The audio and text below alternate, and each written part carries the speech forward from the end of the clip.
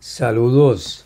Quiero agradecerles por tener a este servidor en sus oraciones. Me siento mucho mejor. Esta es la época de las alergias acá en el sur de la Florida. Y creo que eso es lo que me tiene a veces así un poco afónico. Pero seguimos adelante con nuestras conferencias sobre la epístola a los Gálatas. Qué tremendo banquete y manjar hemos estado nosotros comiendo aquí de la palabra de Dios con la epístola a los Gálatas y teniendo como guía la persona que nos sirve es el manjar, por supuesto el Espíritu Santo, pero usando al comentario del gran reformador Martín Lutero, que recibió mucha luz, iluminación sobre la profundidad que hay en el mensaje del apóstol Pablo, es decir, en el mensaje de la justificación por la fe, que ante Dios somos justos sin obra alguna, solamente aferrándonos a su promesa, que su vida es nuestra vida, su muerte es nuestra muerte, nuestro pecado es su pecado, su santidad es la nuestra, y todo eso lo recibimos por la sola fe. Algunos me han estado preguntando, bueno, y entonces, ¿qué de las obras? Siempre ha surgido esta pregunta. Siempre que se predica el Evangelio, surge esta pregunta. De hecho, no se ha predicado el Evangelio de la gracia, sino surge esta pregunta. Es natural. Y aunque algunos la hacen con cierta perspicacia, como para hacerlo caer a alguno, otros hacen la pregunta de buen corazón, con un corazón realmente dispuesto y tratando de ver cuál es cuál. Si somos salvos por la sola fe, entonces ¿acaso las Escrituras no nos instan a las buenas obras? Y en particular a los lugares donde Jesús dice, si me amáis, guardad mis mandamientos. Bueno, en buena hora la pregunta. Yo dediqué todo un video a esta cuestión de si me amáis, guardad mis mandamientos. Y en una respuesta al video anterior, porque me hicieron la pregunta en el video anterior, yo puse el enlace de dónde es que está esta conferencia donde yo trato del tema si me amáis, guardad mis mandamientos. Es muy interesante. Yo tomo allí en particular a Juan 14, versículo 15, donde el Señor Jesús dice, si me amáis, guardad mis mandamientos, porque este pareciera ser el versículo central de la protesta, o al menos de un justo cuestionamiento sobre todo el tema de la fe y las obras.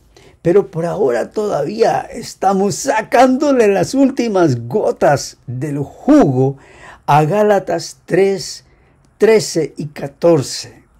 Particularmente donde dice que Cristo fue hecho maldición por nosotros. Pero precisamente para redimirnos de esa maldición. En la cruz, Él nos quitó, nos despojó de la maldición que era nuestra y la puso sobre su propio cuerpo. Fue algo espiritual, fue algo milagroso, donde la maldición que recaía sobre nosotros por ser desobedientes a la ley, pasaba ahora sobre Él. Y de esa manera Él fue maldito en nuestro lugar. Se hizo maldición. Y es aquí donde Lutero toma la palabra y dice, este texto de Gálatas 3, 13 y 14, deja en claro que todo ser humano, todo, eso te incluye a ti y a mí, hasta los apóstoles, los profetas, aquellas personas que nosotros diríamos fueron los más dignos y los mejores observadores y guardadores de la ley. y los patriarcas hubieran quedado bajo maldición. Y allí nos hubiéramos quedado bajo maldición. No importa en qué época hubiéramos vivido, nos hubiéramos quedado bajo maldición. Qué horrible sentencia y futuro y destino nos esperaba. A no ser por Cristo, quien se interpuso contra el pecado, la muerte, la maldición de la ley, la ira y el juicio de Dios, y los venció en su propio cuerpo, en su propia carne, no en la mía. Esa victoria se tuvo que lidiar en su cuerpo, porque solamente su cuerpo, ataviado con divinidad, podía soportar la carga de la maldición de toda la humanidad. Pues en carne y sangre no hay poder alguno que pudiera haber vencido a estos horribles y enormes monstruos. En carne y sangre nuestra. Entonces, Cristo no es la ley, ni la obra de la ley. Tenemos que superar esa idea de Cristo, que Cristo está al par con la ley y que Cristo es el nuevo Moisés que ahora como sumo sacerdote nos da sus virtudes, sus poderes, para que nosotros guardemos la ley como Él la guardó. Eso es falsedad, eso es, en vez de Cristo tomando nuestra maldición sobre nuestro cuerpo, Él nos dice, te voy a llevar otra vez al Sinaí, para que seas maldito otra vez por la ley. Sí, yo te voy a dar mi gracia, yo te voy a dar mi espíritu para que guardes la ley, pero debido a que tú vives en naturaleza pecaminosa, no lo vas a lograr. Así que ese Cristo que muchos predican, que de paso yo también predicaba en los púlpitos adventistas, ese Cristo que predican que Él nos da su poder, su virtud, su gracia, la justicia impartida, que penetra dentro de nosotros y nos llena de amor y nos llena de poder y nos llena de buena voluntad y todo eso, que entonces ese Cristo nos ayuda a cumplir con los requisitos de la ley. Eso es una falacia, esa es una mentira del enemigo para tenerte enredado otra vez en la obediencia a la ley, donde vas a vivir bajo maldición y te vas a quedar allí, a menos que pongas tu fe en este personaje divino a quien puso Dios para redimirnos de la maldición, porque estando en Cristo, Él ya no nos manda a Moisés. Él nos toma dentro de sí mismo, como sus hijos amados y queridos, para que vivamos en Él. Y allí vivimos en esa burbuja de amor, aunque estamos sobre esta tierra y cometemos nuestros defectos y pecados y cosas. De todos modos, Él nos sostiene en su burbuja de amor. Él no nos manda otra vez a la condenación. Él dice, ya yo tomé tus pecados y tu maldición sobre mi cuerpo, no te voy a mandar allí otra vez. Ni es que yo tampoco voy a morir otra vez por tus pecados. Así que Él es esa persona divina y humana, quien tomó sobre sí mismo el pecado, la condenación de la ley y la muerte. No por sí mismo, sino por nosotros. Por tanto, todo el peso y fuerza del texto se contiene en estas palabras, por nosotros, a nuestro favor. Eso es lo que significa allí, en nuestro lugar. Por tanto, no debemos imaginarnos a Cristo en su inocencia como una persona fría y distante, ensimismado en su justicia y santidad, como se imaginan los escolásticos, los padres, Jerónimo y todos los demás. Es cierto que Cristo en su propia persona es el ser más puro y santo. Pero no te quedes ahí porque todavía no tienes a Cristo, aunque lo conozcas como Dios y hombre. Pero por cierto lo tendrás. Y sí es posible tenerlo. Nosotros cuando estábamos en la ley y en las obras, se nos hacía imposible llegar a la altura que nos pide la ley, y esa obediencia y ese carácter perfecto y esos cambios, se nos hacía imposible llegar allí. Pero por la fe, cuando creemos en Cristo como nuestro sustituto, sí lo tenemos. No hay duda alguna. Es un hecho histórico que ya Él se hizo maldición por nosotros. No es algo hacia lo cual nosotros necesitamos caminar y lograr y laborar y alcanzar y sudar. Por cierto lo tendrás cuando hayas creído que esta persona, la más pura e inocente, te ha sido dada por el Padre mismo, para ser tu sumo sacerdote y salvador. Pero aún más, como dicen en inglés, but there is more. Hay más. Las cosas buenas no terminan ahí. There's more. Él fue tu siervo. ¿Cómo? Sí, Él fue tu siervo. Él tomó esa toalla de su santidad. Y con esa toalla de tu santidad limpió los descalzos pies de tus pecados. Él fue tu siervo. Se humilló a sí mismo por ti. Al lavarte los pies, te estaba quitando la maldición. Y al enjugártelos, los estaba llenando de su bendición. Él fue tu siervo.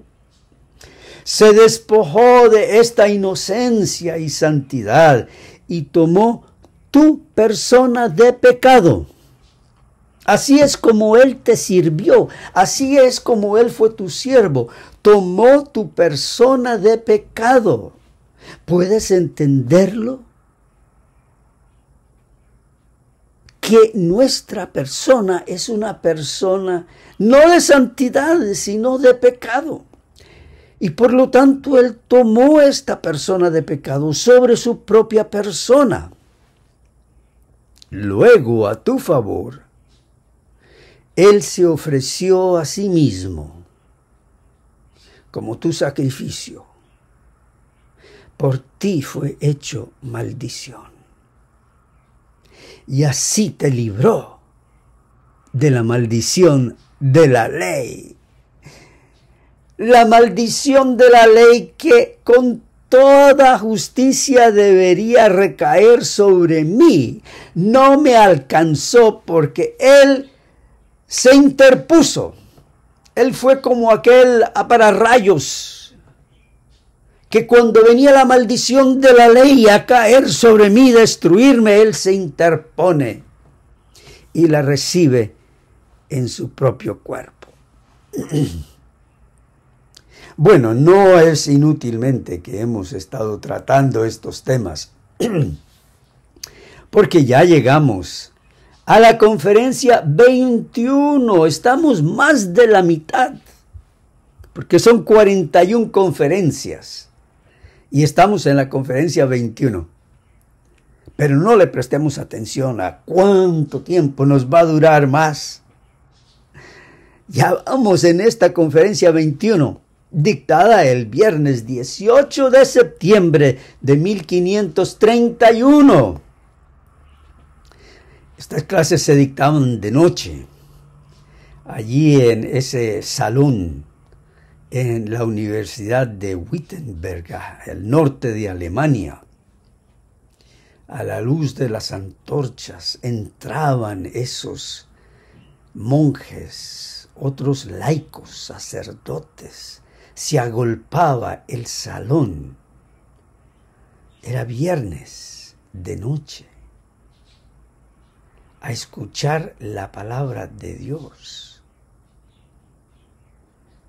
Y Lutero no perdía el dedo del lugar donde había quedado en su última conferencia, y él comienza esta conferencia, me imagino después de ciertos saludos a los alumnos, diciendo: pueden ver entonces el espíritu apostólico con el cual Pablo trató este argumento de la bendición y la maldición. Lutero no lo puede soltar. No puede soltar el tema porque él teme que algunos que están allí por haber escuchado tanto tiempo, que si no guardaban la ley perfectamente estaban bajo maldición. Si había algún desliz en su carácter o en su vida monástica, si habían tenido algún mal pensamiento contra el prójimo porque el pedazo de pan que comía el otro era más grande que el de él. Él temía que todavía no cachaban el hecho de que Jesús se hizo maldición para quitarles la maldición y rebosarles la copa con su bendición. Al mismo tiempo, no solo coloca a Cristo sujeto a la maldición, sino también dijo que Él fue hecho maldición. Y se deriva a 2 Corintios 5:21, pues allí lo llama pecado. ¿Cómo? Porque él dijo: al que no conoció pecado, lo hizo pecado por nosotros. Escucha bien, tal vez algo que no habías escuchado o entendido anteriormente. Cristo fue hecho pecado. No solamente tomó nuestro pecado, sino que Él fue hecho el pecado mismo. ¿Para qué? Para que nosotros fuésemos hechos justicia de Dios en Él. Porque al hacerse pecado por nosotros, al hacerse Haroldo Camacho pecador, me quitó toda la condena de pecado y me revistió con su justicia. Esta es razón por alabar y glorificar al Señor. Esta frase, Cristo es hecho maldición, se puede exponer correctamente de la siguiente manera. Es decir, se hizo un sacrificio por la maldición, por el pecado. O por otro lado se puede entender que se hizo un sacrificio por causa del pecado. Las dos cosas son muy parecidas. Aquí Lutero dice que, sin embargo, me agrada más si se conserva el sentido propio de las palabras para enfatizar el significado, es decir, se hizo pecado por nosotros. Porque cuando un pecador llega al conocimiento de sí mismo, siente no solo su propia miseria, sino que es la miseria misma.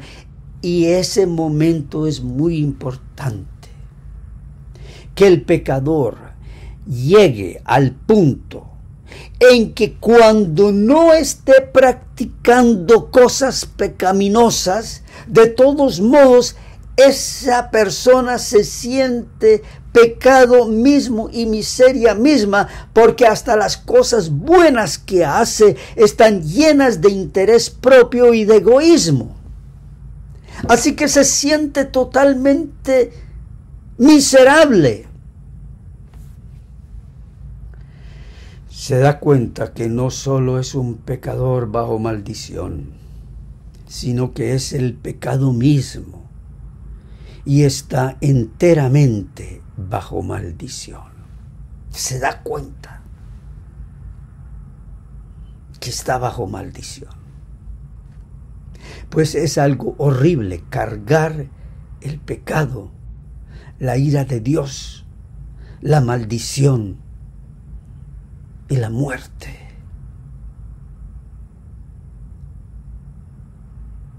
Y ese momento debe llegar a todos. A todos debe llegar el momento cuando se aborrece. No porque su persona no tiene valor ante Dios, ni ante sí misma, sino se aborrece porque ante Dios, ante la santidad de Dios, ante lo que Dios requiere para salvarlo, para llevarlo a la eternidad, a la pureza de su santidad, no hay nada bueno en él. Así que él tiene que depender totalmente de la misericordia de Dios.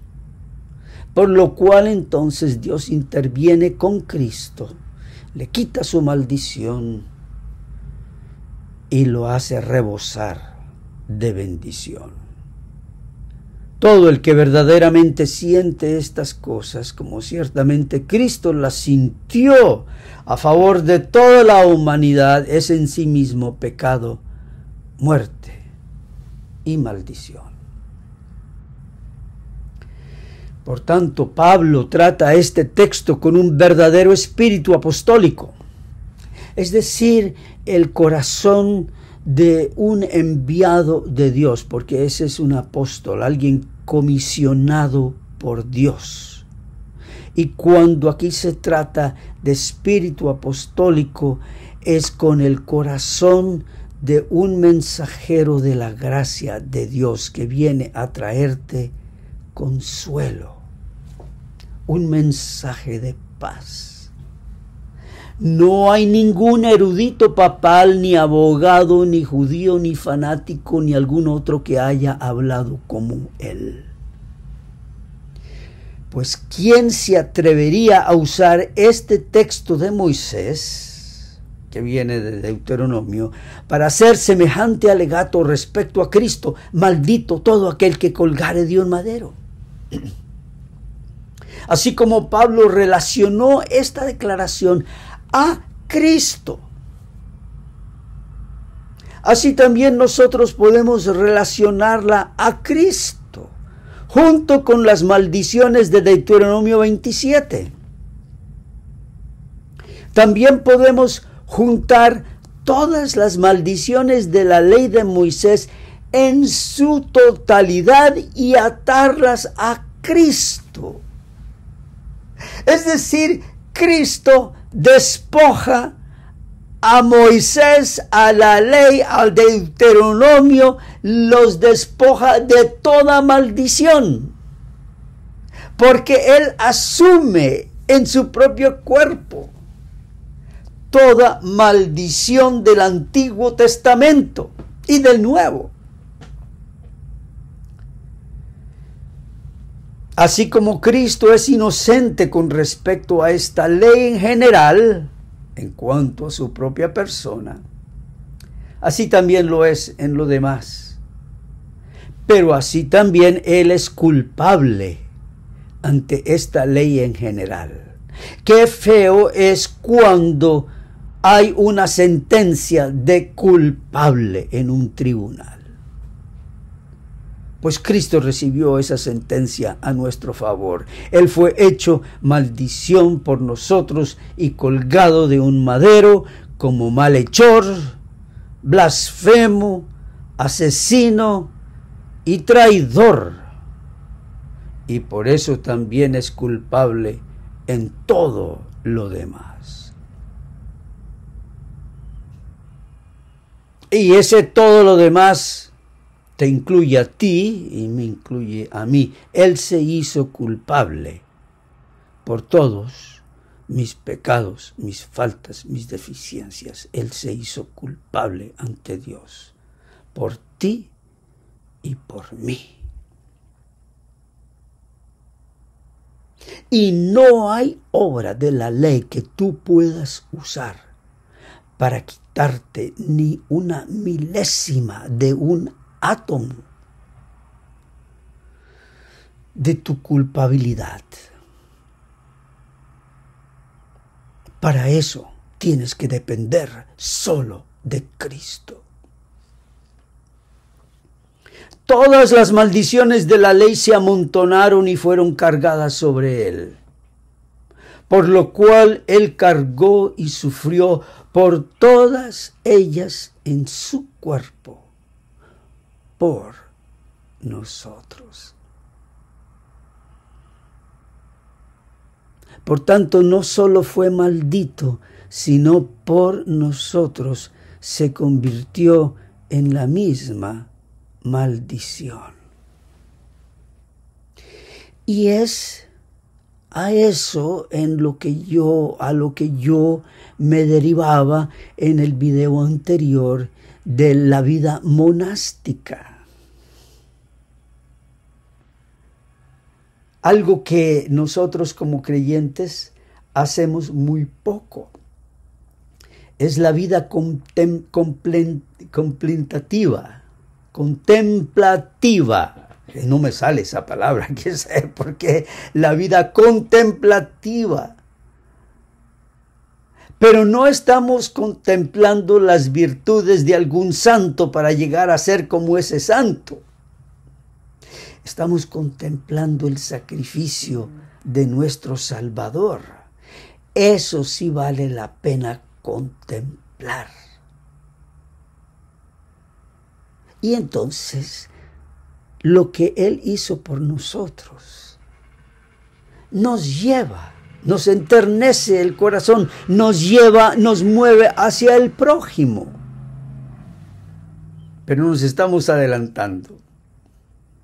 Por tanto, no solo fue maldito, sino por nosotros se convirtió en la misma maldición. Esto es interpretar las Escrituras como un verdadero apóstol. Nadie puede hablar así a no ser por el Espíritu Santo. Él reúne a toda la ley en esta sola declaración: Cristo fue hecho maldición por nosotros. El primer mandamiento, el segundo, el tercero, el cuarto, el quinto, el sexto, el séptimo, el octavo, el noveno, el décimo. Toda la maldición que recae de cada uno de esos mandamientos, Él lo tomó sobre sí mismo. Luego Él carga la totalidad de ese peso sobre el propio cuerpo de Cristo. Así también Él reúne todas las promesas de las Escrituras y declara que todas fueron cumplidas en Cristo una vez y para siempre. Eso es lo que Pablo hace como intérprete autorizado. Él sí es un intérprete autorizado de las Escrituras. Y dice que no solamente la maldición de la ley recae sobre Cristo, sino que por haberse hecho maldición por nosotros, entonces todas las bendiciones de la ley recaen sobre Él. Por eso se exclamaba en aquella ciudad cuando entraba Jesús: bendito aquel que viene en el nombre del Señor. Él reúne todas las promesas de las Escrituras y declara que todas fueron cumplidas en Cristo una vez y para siempre. Pablo toma este argumento apostólico e invencible, no solo de ciertas partes de la ley, sino de la totalidad de la ley sobre la cual él apoya su argumento. ¿Y quién ha dicho que la ley no es justa, santa y buena?